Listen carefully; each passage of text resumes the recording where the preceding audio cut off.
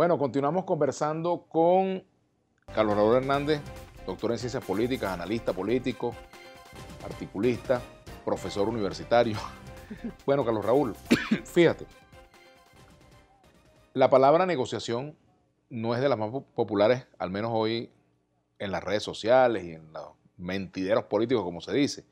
Y cuando alguien sale a hablar de este tema, entonces dice, bueno, vas a seguir con la cantaleta, que tiene que haber una negociación, vas a seguir con eso. Aquí no hay salida posible, con dictadura no se negocia, no hay manera de negociar. La única negociación posible es el color del avión donde se va el presidente Maduro, etcétera. Eso es lo que se plantea, ¿no?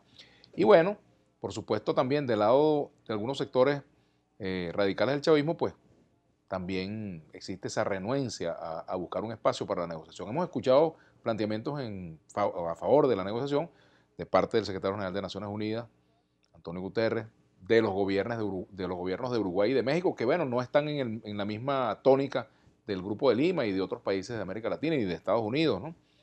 ¿Qué perspectivas hay de que en medio de este agravamiento que estamos viendo de la crisis pueda realmente florecer una negociación? Por ejemplo, el presidente Maduro está, en su rueda de prensa ha dicho que está dispuesto a reunirse con quien sea, a hablar de los temas más generales, en fin. No entra en detalle, por ejemplo, si quiere hablar de elecciones o no, que es el bonito que la oposición quiere de esa negociación, ¿verdad? Pero hay una disposición que en otros momentos también se ha manifestado. Hay razones para creerle ahora, por ejemplo.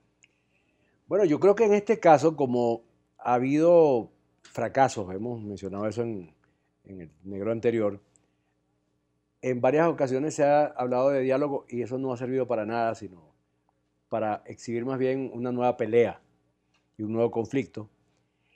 Creo que eso va a depender mucho del despliegue de la Unión Europea en este escenario tan minado.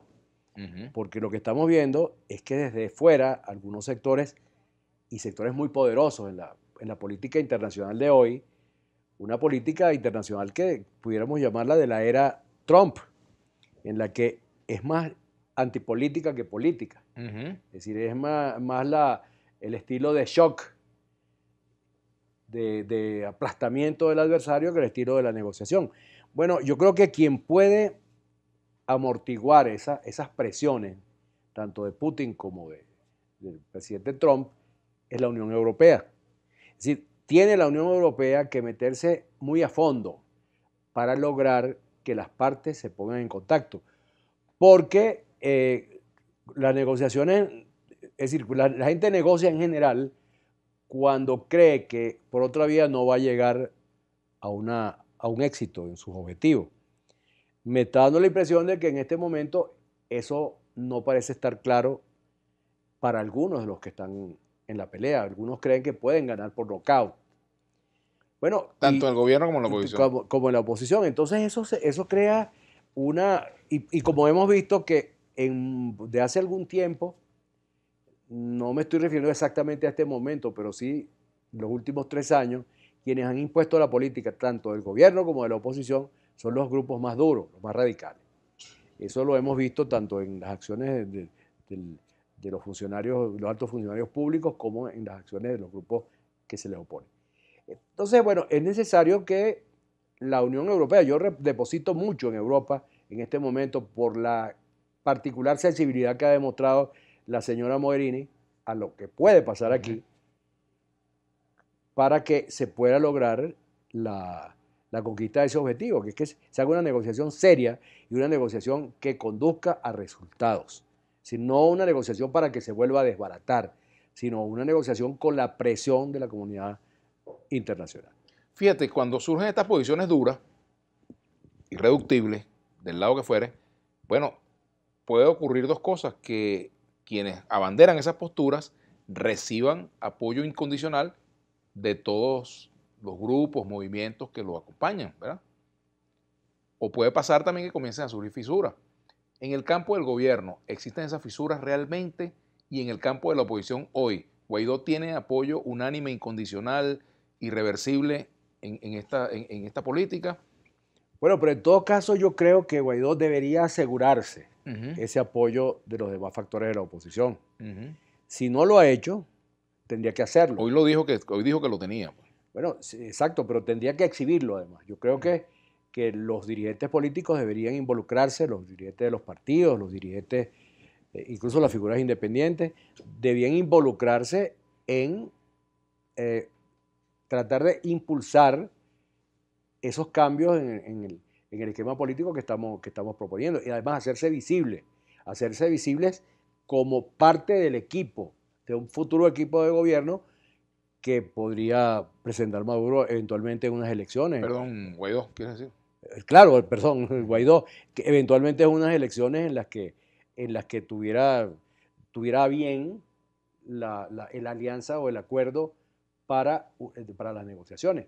Ahora, lo malo es que, o diríamos más bien, lo bueno de que se exhiba una alianza alrededor de él, es que eso le va a dar confianza al país de que la política que él va a desarrollar va a ser de inclusión, va a ser de apertura, donde todo el mundo, todos los partidos, todas las fuerzas van a tener la posibilidad de participar y de competir y que no se propone ningún exclusivismo ni ningún monopolio del poder y que la inclusión va a partir precisamente de los chavistas a quienes se les debe conceder y se les debe permitir que participen en el juego democrático libremente y así a todos los demás partidos. Esa impresión es muy importante para Guaidó en lo que se refiere al crecimiento de su imagen en la opinión pública y a la posibilidad de que conquiste algún éxito que defina su política.